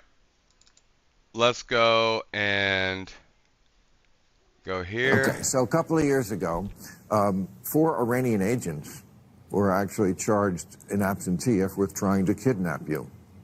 Can you believe that? I'd like to, okay, so tell us back. Now, why were they trying to kidnap you? What was going on? First of all, they're scared of women. And right now that I'm talking to you, they killed a 20-year-old woman. They even scared of her, Mahsa Amini. Right. But when they came after me here, my job was just giving voice to voiceless women inside Iran. I launched a campaign against compulsory hijab because I couldn't cover my hair, big hair. So, there it is. While I was publishing videos of women fighting back the morality police, being harassed and, in the street, filming them, that created a huge anger among mullahs because they hate when they see that women are fighting back hijab police, morality police. That's why they try to kidnap me. So it's really silent. what we're seeing now in Iran. We've seen for 2 weeks now, and it's not stopping, apparently. All these demonstrations, women have finally had enough. As you said, this young woman was killed in custody, taken in by the morality police. They claim some bullshit about pre-existing. All these riots, a lot of people have died. My question to you is, now we've seen this before in Iran. There was a kind of an uprising in 2009. We saw the Arab Spring in 2011. Obviously, Persians are not Arabs, but we're talking about the same religion. Yeah. That's behind all this. Is this time going to be different? Of course. Why? Believe me, because first of all, women are burning the headscarf. And this is not just a small piece of cloth for Iranian women and women in Afghanistan. This is the most visible symbol of a religious dictatorship. In 2009, it was about like internal fight between conservative reformists. This time, from the beginning, the brutal death of Mahsa Amini created a huge anger. Iranian women not only burning the headscarves, they're actually chanting against the dictators from the first day. So the brutal death of Mahsa Amini actually became a turning point for women who have been pushing back this gender apartheid regime for years. So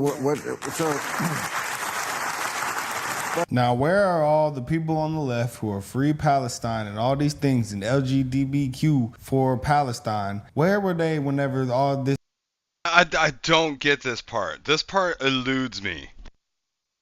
this was going on, did they have any earthly idea that this is how women in Iran are typically treated under this Sharia law? I just to be on the left and say you're a feminist and you're for women's rights, my body, my choice, and all that. That is the most opposite culture that there could possibly be in the world. Yeah, I just don't think they believe that. Truly, I think they're just against it because Trump is the one doing it and that their side's not doing it. They don't really care about women's rights. They say men can be women. They say that men should be in women's sports and women's spaces. They don't really care. It's all the virtue signaling police, and they move the goalposts. That really is a sanity check.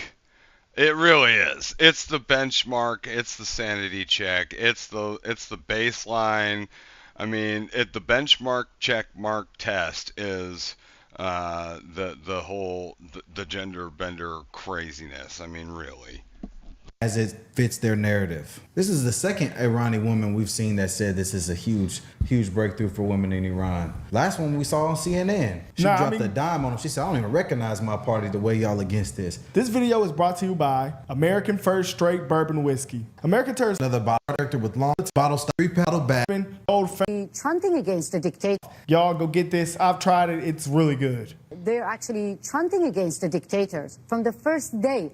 So the brutal death of Mahsa actually became a turning point for women who have been pushing back this gender apartheid regime for years. So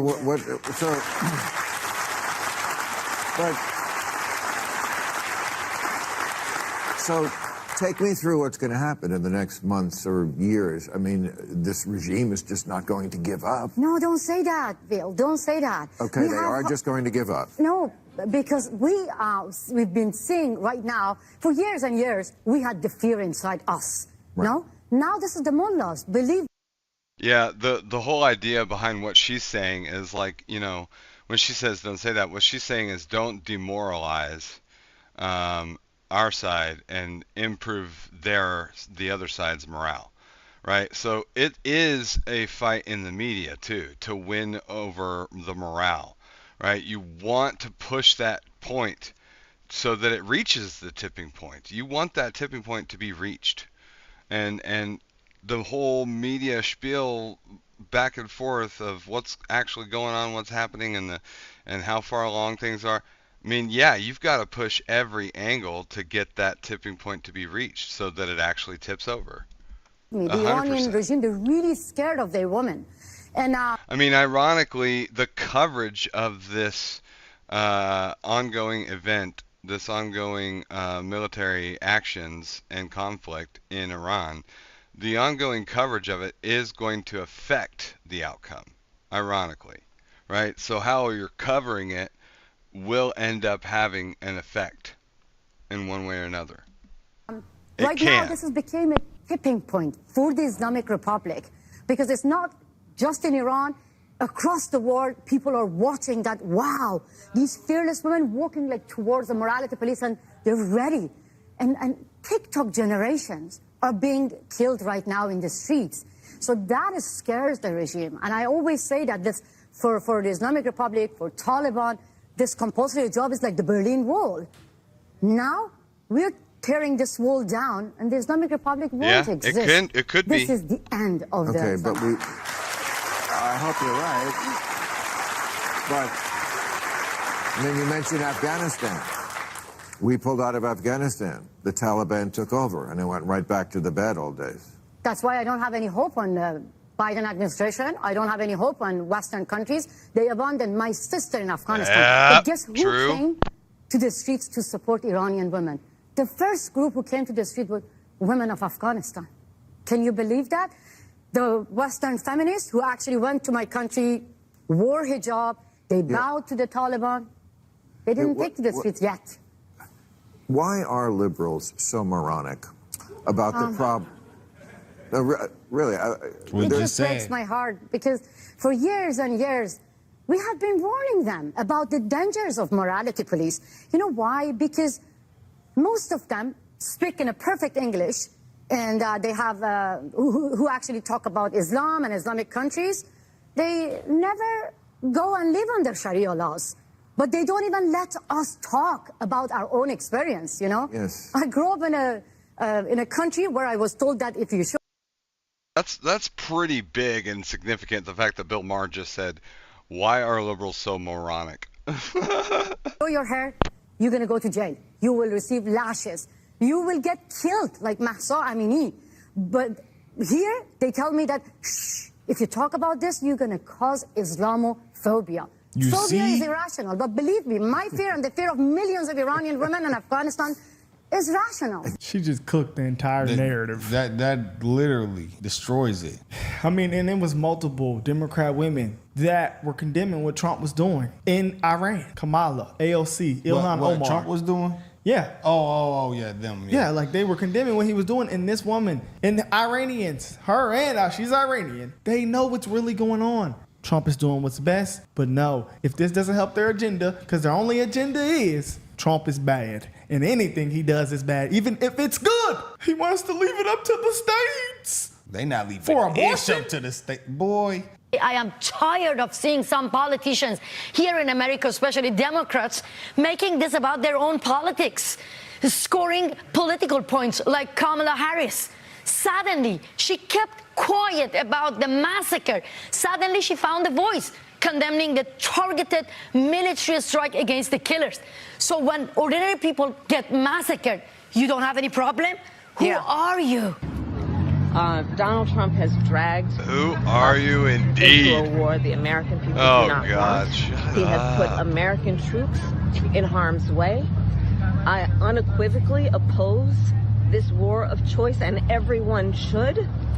And the bottom line, when it comes down to it, is that if we want to stop Donald Trump with this random decision that he has arrived at, then Congress must act. And She wants to stop him. Nobody else does. And the other thing is, it's not a war of choice. It's a war of a necessity.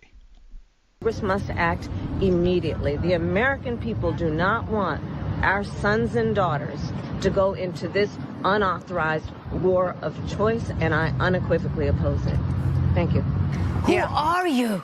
Wow. This is powerful, man. And I just don't see how people don't see through the left. Women's rights, people being murdered in the streets. But y'all care. Y'all are the party of morality and what's right and wrong. But y'all are mean to people. It's so hypocritical. They only care about what you say. They actually don't care about real violence. They don't care about violence in Chicago. They don't care about violence going on with women in the world. They don't care about violence. They don't care about crime or violence. They just care about saying words you shouldn't say, like gay. And they are the party that said black folks couldn't get IDs. Like gay. Oh, dude, that's so hilarious. They think black people stupid. You know, they condone violence. Really no discussion after that. I mean, look how they acted when Charlie died. They were celebrating. When Trump almost died, celebrating. Y'all celebrate death. Y'all pass laws that increase death. When we try to stop death in the world, you don't agree with it. Why is violence not a problem to you guys? Let's not even go on the topic of how many babies y'all trying to kill in the womb. Y'all are violent on the left. I'm sorry. Look at blue cities. Where are they more violent than red cities? Keep it real. Yeah, I'm speechless, man. She said it all. I mean, continuous cycle of the left, not... They just do this stuff, like she said, for political points. And it's almost sad. You know what's really sad is Ilhan Omar doesn't care. She knows what it's like. She knows. She should. No, she don't, though. Because she must... I remember they said she was rich over there. So she don't know. You sure? Well, they say her people was prominent. Or something. Yeah, in Somalia. Makes sense. So she was oppressing her people over there, probably. All right, y'all. Let's know what y'all think. Absolutely based. Guys, we got a low count today. We're going to end it there. I appreciate y'all, Sid, Elrich. Love you guys. Love you, Mom. Love you, Sid. We will see you guys soon. A lot more streaming coming up because we're going to be doing the 2 finale episodes of the Pendragon Cycle. Okay? So stay tuned for it. We'll see y'all later.